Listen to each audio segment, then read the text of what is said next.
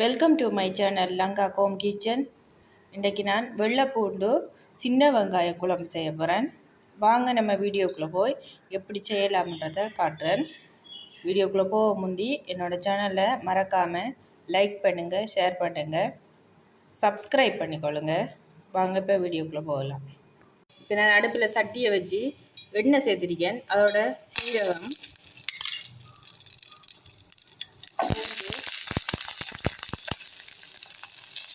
கொஞ்சம் சின்ன வெங்காயம், அதோட தக்காளி, அதோட கருவேப்பிலை சேர்த்து நல்லா வதக்கி கொள்வோம்.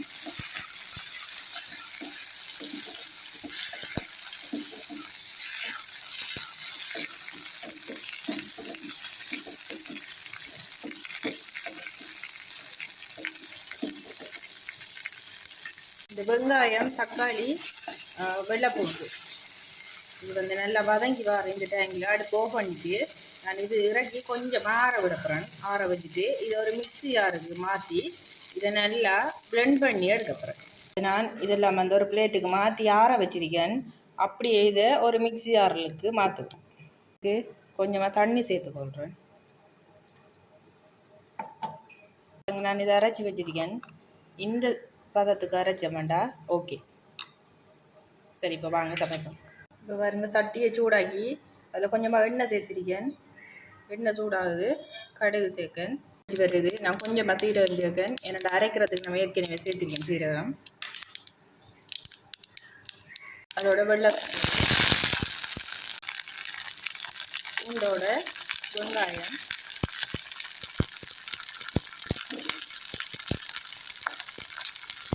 வெங்காயத்தை தாராளமாக சேர்த்துக்கலாம். நான் வெட்டை இல்லை, முழுசாகவே சேர்த்துருக்கேன். கொஞ்சம் வதக்கி விடுவோம்.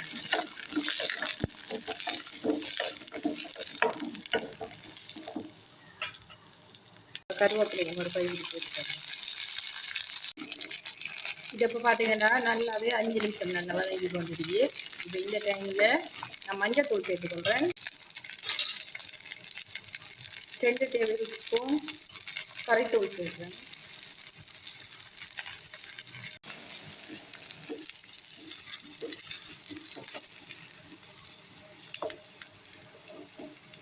இப்போ அரைச்சி வச்சிருக்கிற இந்த கலவையும் சேர்த்துக்கொள்ளுவோம்.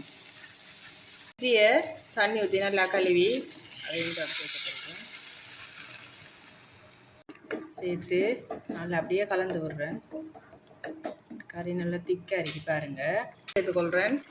உப்பு தேவையான அளவு சேர்த்துக்கொள்ளுங்க. உப்பு சேர்த்துட்டு ஒரு 5 நிமிஷம் ஒரு மூடி போட்டு மூடி வச்சு கொள்வோம். பார்ப்போம் எந்த அளவுக்கு கறியண்டு நல்லா கொதிச்சு வந்துட்டு இந்த டைமில் நான் பழப்புளி கரைச்சி வச்சிருக்கேன். அதை இதோட ஊற்றி சேர்த்துக்கொள்கிறேன். கறி நல்லா கிரேவியாக வந்துருக்கு. தண்ணியாக வேணுமென்னா நம்ம இதோட இன்னும் கொஞ்சம் தண்ணி சேர்த்துக்கொள்ளலாம். இதோட தேங்காய் பால் கொஞ்சமாக சேர்த்துக்கொள்கிறேன்.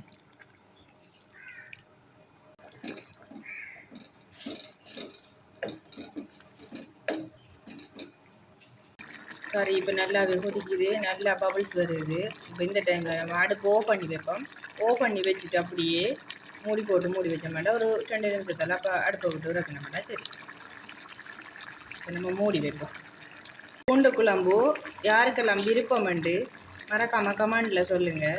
வெள்ளிக்கிழமையில் வந்து நம்ம மரக்கறி தான் கூட சமைப்போம். அந்த நாளில் வந்து இப்படி பூண்டு குழம்பு வச்சு சாப்பிட்டோம்னு சொன்னால் சிக்கன் கறியை விட டேஸ்ட்டாக இருக்குது. ட்ரை பண்ணி பாருங்க ஒரு தடவை. நம்மளோட பூண்டு குழம்பு இறக்கி வச்சுக்கோம். எப்படி இருக்குன்னு பாருங்கள். நல்லா கிரேவியாக வந்துருக்கு. இப்படி சாதத்தோட இப்படி சாப்பாட்டோட நம்ம அப்படி ஊற்றி சாப்பிடக்குள்ள நல்லா டேஸ்ட்டாக இருக்கும்.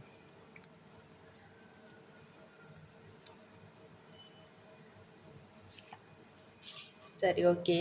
மறக்காமலுக்கு நீங்களும் இதை ட்ரை பண்ணி பார்த்துட்டு எப்படி இருக்குன்னு கமெண்டில் சொல்லுங்கள். மறக்காமலுக்கு என்னோடய சேனலை சப்ஸ்கிரைப் பண்ணிக்கொள்ளுங்கள். மீண்டும் நான் இன்னொரு வீடியோவில் சந்திக்கிறேன். நன்றி, வணக்கம்.